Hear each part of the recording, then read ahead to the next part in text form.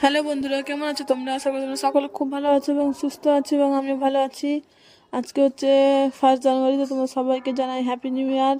আর এখানে দেখো, আমি তোমাদেরকে হচ্ছে ফুচকা বানানো দেখাবো। আমার বাবা একজন ফুচকা বিক্রেতা, তোমাদেরকে দেখিয়ে দিচ্ছি ফুচকা কী করে বানাতে হয়। দেখো, এখানে লেচি কেটা হয়ে গেছে। লেচি কেটে এখন ফুচকাটা বেলবার, এই যে সাদা সাদা পাউডারটা দেখছো তোমরা, এটা হচ্ছে অ্যারারুট। অ্যারারুটে মাখিয়ে এখন বেলছে দেখো। আর এখানে দেখো ফুচকা এখানে কাটছে আমার বোন।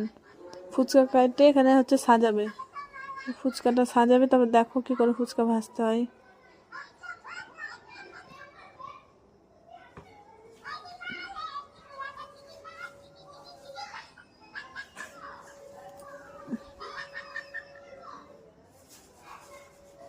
দেখো আমার ফুচকাটা সাজিয়ে নিল।